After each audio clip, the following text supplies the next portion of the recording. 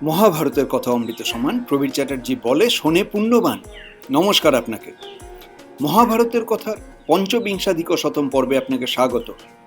এর আগের পর্বে শুনছিলাম কৃষ্ণ ত্রিবক্রার শরীরের ত্রুটি সংশোধন করে তার সৌন্দর্য ফিরিয়ে দিয়েছেন।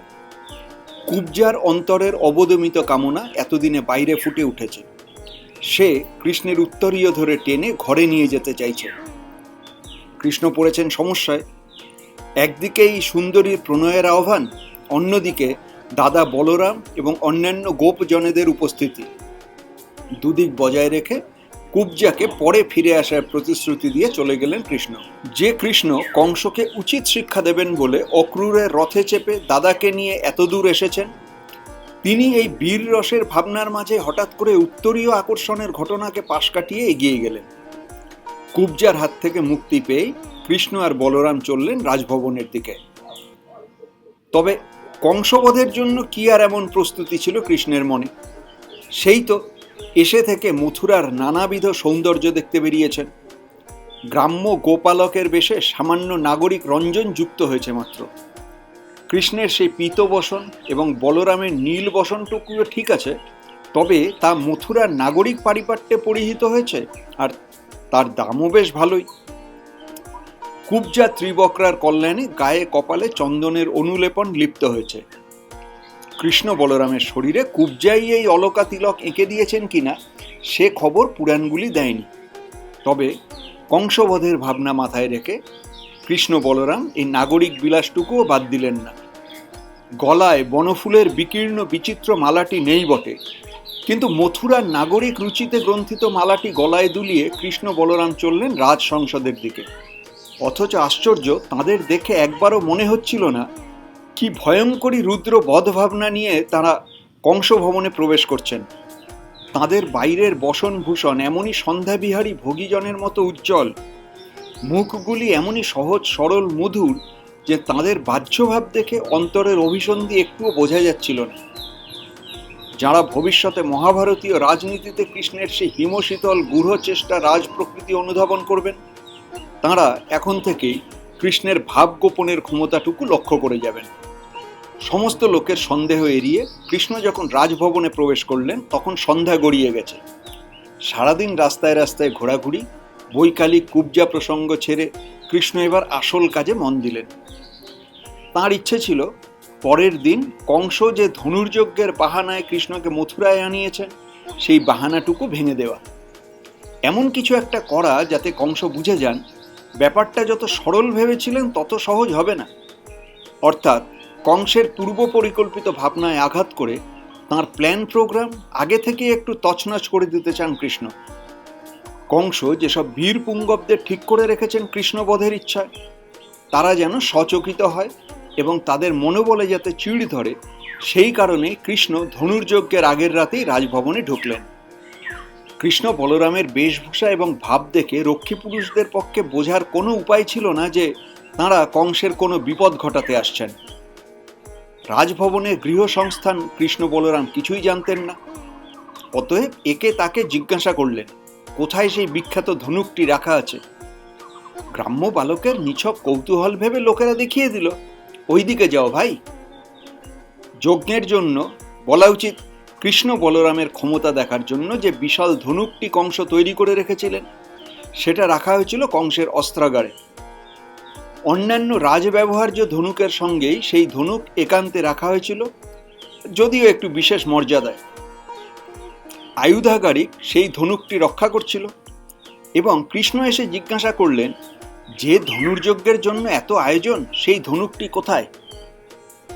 দুইজনের বেশ বাস হাবভাবে একটু অবিশ্বাস না করে আয়ুধাগারিক কৃষ্ণ বলরামকে স্তম্ভ সদৃশ সেই বিশাল এবং স্থূল ধনুকটি দেখিয়ে দিল। কৃষ্ণ আয়ুধাগারিকের সম্মতির অপেক্ষা করলেন না। তিনি ধনুকের কাছে গেলেন এবং সেই বিশাল ধনুকটি হাতে তুলে নিলেন। রক্ষী পুরুষটি মেধহীন কঠিনকায় গোপবালকের এই ক্ষমতা কল্পনাও করতে পারেনি। সে প্রাথমিক বিস্ময়ে হতবাক হয়ে রইল। নৃসিংহপ্রসাদ ভাদুরী জানাচ্ছেন, তৎকালীন দিনে ধনুকগুলি সে বাঁশেরই হোক বা অন্য কোনো ঈষণ্ণমনীয় বস্তুর দ্বারাই তৈরি হোক, সেগুলিতে দুই ধারে ছিলা লাগানো থাকতো না। ছিলার উপযুক্ত দড়ি দ্বারা ধনুকের এক প্রান্তে লাগানো থাকত। যে যত বড় শক্তিমান ধনুর্বিদ পুরুষ, সে তার শক্তি অনুসারে ধনুকের অপর প্রান্ত নামিয়ে ধনুকে ছিলা পরাতো। যে ধনুকখানি যত নামাতে পারত, ততখানি শক্ত বা টাইট করে ছিলা বাঁধতে পারত।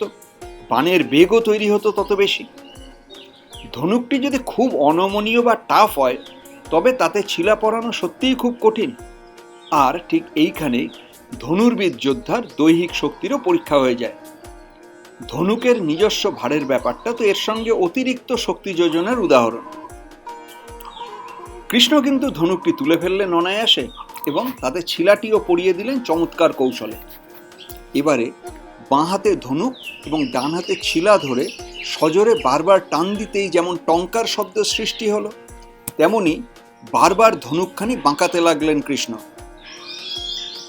বারবার এই সজোরে ধনুক বাঁকানোর একটাই উদ্দেশ্য, ধনুকখানি ভেঙে ফেলা, অর্থাৎ পরপক্ষের গর্ব একেবারে নস্যাৎ করে দেওয়া। কৃষ্ণ কংসকে বোঝাতে চাইছেন, ভারী এবং শক্তপোক্ত ভেবে কি ধনুক রেখেছিস তুই? এই দেখ, ধনুক তুললাম, গুণ পড়ালাম এবং ভেঙে দিলাম তোর ধনুক।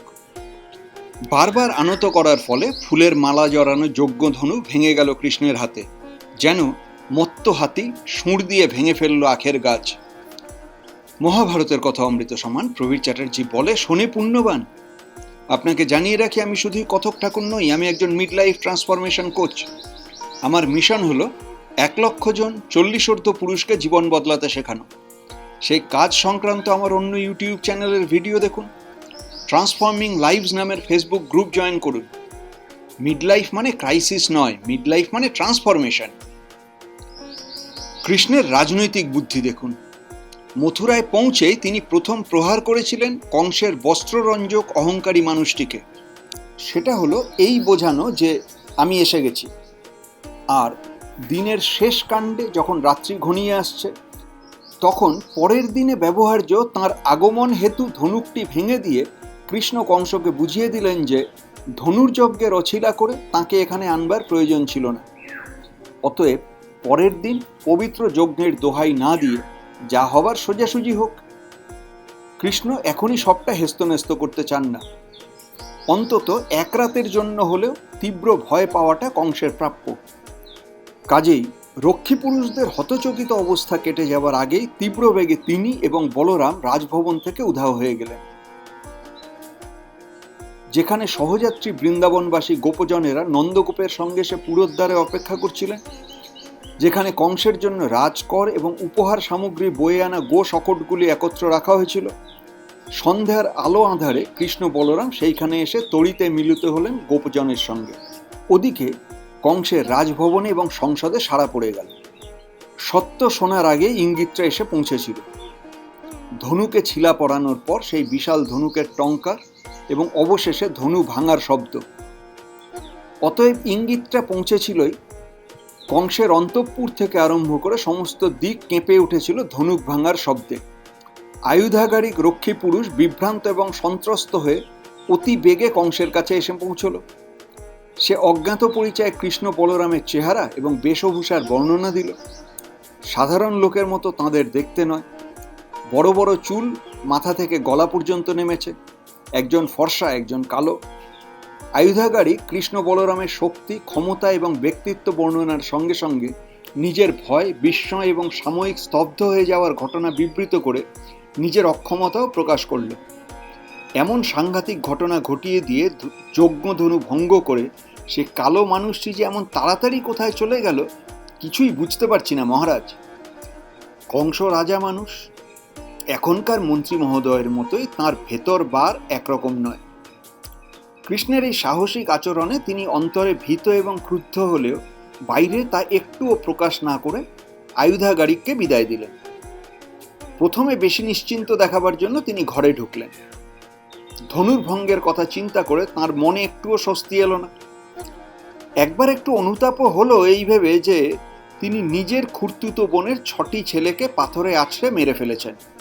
এবার তাঁর রাগ হলো, এইটুকু ছেলে, সে কিনা রক্ষী পুরুষদের তোয়াক্কা না করে সবার সামনে ওই বিরাট ধনুকটি ভেঙে দিয়ে গেল। যে ধনুকের এত বড়াই করেছেন তিনি, এমন বড়াই যে কৃষ্ণ এই ধনুক তুলতে গিয়েই মারা পড়বে, সেই ধনুকখানি এমন সাধারণভাবে ভেঙে দিয়ে গেল। অস্বস্তিতে, ভয়ে, ক্রোধে কংস বেশিক্ষণ আর ঘরে থাকতে পারলেন না। তিনি বুঝলেন এবার অন্য রাস্তা দেখতে হবে। ধনুকটি ব্যর্থ গেল বটে, এবার পরবর্তী পদক্ষেপটি এগিয়ে আনতে হবে। অতএব কংস সেই সন্ধ্যোত্তীর্ণকালে প্রথম আধার ছোঁয়া রাতে প্রেক্ষাগারে গিয়ে উপস্থিত হলেন। প্রেক্ষাগার মানে সেই রঙ্গভূমি, যেখানে পরের দিন মল্লযোদ্ধারা প্রতিযোগিতায় নামবেন এবং প্রতিযোগী হিসেবে কৃষ্ণকেও সেখানে মল্লযুদ্ধ করার জন্য ডাকা হবে। কংস গিয়ে দেখলেন তখন প্রেক্ষাগার রঙ্গমঞ্চের কাজ প্রায় সবই শেষ হয়ে গেছে। মল্লযুদ্ধ দেখার জন্য শ্রেণীবদ্ধভাবে পরপর মঞ্চ বানানো হয়েছে। মঞ্চগুলি দৃঢ়, উন্নত, সুন্দর এবং সেগুলিতে ছাদও তৈরি করা হয়েছে। কতগুলি মঞ্চ 6টি স্তম্ভ দিয়ে দাঁড় করানো হয়েছে, আবার কতগুলি একক স্তম্ভের ওপর বানানো। মঞ্চে উঠবার জন্য চওড়া সিঁড়িও আছে। এই মঞ্চগুলির একদিকে আছে রাজাসন এবং মান্যগণ্য লোকের বসবার জায়গা, সাধারণ জনের বসবার জন্য বহুস্তরীয় বেদি এবং সেখানে যাতায়াত করার জন্য খোলা পথ। মঞ্চ এবং বেদিগুলির বর্ণনা থেকে বোঝা যায় মথুরার স্থাপত্য ভাবনায় এখনকার মতো গ্যালারি বানানোর রসদ ছিল। কংস অনেকক্ষণ সময় নিয়ে প্রেক্ষাগারের মঞ্চসজ্জা দেখলেন এবং আরও কিছু নির্দেশ দিয়ে ঘরে ফিরে এলেন। ধনুর্যজ্ঞের ধনুকটি যে কেউ ভেঙে দিয়ে গেছে এ খবর রাষ্ট্র হয়ে গিয়েছিল সব দিকে। তবু এমনভাবেই কংস মল্লযুদ্ধের প্রেক্ষাগার নিরীক্ষণ করে গেলেন যেন কিছুই হয়নি। কিন্তু অন্তরে অন্তরে কংস যে ধনুর্ভঙ্গের নায়কটিকে নিয়ে কত চিন্তা করছেন তা যথেষ্টই বোঝা যায়। প্রেক্ষাগারের নিয়ামক পুরুষদের তিনি লোক দেখানো অনেক নির্দেশ দিলেন বটে, কিন্তু সেখান থেকে আবারও তিনি ফিরে এলেন নিজের ঘরে। কংস দুশ্চিন্তায় ঘরে থাকতে পারছিলেন না বলেই প্রেক্ষাগার পরিদর্শনে গিয়েছিলেন, কিন্তু আর তিনি বাইরে থাকতে না পেরে ঘরে ফিরেছেন এবং ফিরেই ডেকে পাঠিয়েছেন মথুরার 2 প্রধান মল্লবীর চানুর এবং মুষ্টিককে। অথচ এই একটু আগেই তিনি কর্মচারীদের নির্দেশ দিয়েছিলেন মল্লবীরদের সব সময় মতো আসতে বলে। এই বিপরীত ব্যবহারে বোঝা যায় কংসের অস্থিরতা বাড়ছে। যাদের তিনি ধনুর্যজ্ঞের অন্তরাল প্রক্রিয়ায় মারবেন বলে ভেবেছিলেন, তাদেরই একজন তার ধনুকটি ভেঙে দিয়ে যাওয়ায় জনসাধারণের মধ্যে কি বিপরীত প্রতিক্রিয়া হবে তিনি সেটা বুঝতে পেরে আরও অস্বস্তিতে আছেন। এখন তিনি রাতের আঁধারে গোপনে ডেকে পাঠিয়েছেন 2 প্রধান মল্লকে, ঠিক যেমন আজও রাজনৈতিক নেতারা প্রতিপক্ষ শাসনের জন্য গোপনে ডেকে পাঠান নিজেদের পোষা সেরা গুন্ডামস্তানকে, চানুর এবং মুষ্টিক। তখনকার আন্দাজে নামগুলো কেমন ভদ্রবাড়ির থেকে পৃথক যেন। কংস চানুর এবং মুষ্টিককে ডেকে বললেন, তোরাই আমার প্রধান মল্ল, তোদের আমি বীরধ্বজ পদবি দিয়ে এ রাজ্যের উচ্চতম শক্তি সম্মানে ভূষিত করেছি। তোদের আমি প্রচুর সম্মান দিয়েছি, প্রচুর বাড়িয়েছি এবং প্রচুর উপকারও করেছি। আজ তোদের আমার একটা বড় কাজ করে দিতে হবে। কংস এবার আসল কথায় এলেন। বললেন, আমার রাজ্যের মধ্যে যে ব্রজভূমি আছে ওখানেই 2টি গোপ বালক বড় হয়ে উঠেছে। ওদের নাম কৃষ্ণ এবং বলরাম। কাল যে মল্লযুদ্ধের আসর বসবে সেখানে ওই ছেলে দুটোকে মল্লযুদ্ধের কসরত দেখাতে ডেকেছি। ওরা আসবে। তোদের কাজ হলো রঙ্গশালায় যুদ্ধ করার সময় ওই ছেলে দুটি যখন তোদের সঙ্গে লড়বে তখন ওদের মাটিতে ফেলে একেবারে মেরে দিবি। তারপর কি হলো সে গল্প শুনুন মহাভারতের কথা ষড়বিংশাধিক শতম পর্বে। মহাভারতের কথা অমৃত সমান প্রবীর চ্যাটার্জি বলে শোনে পুণ্যবান।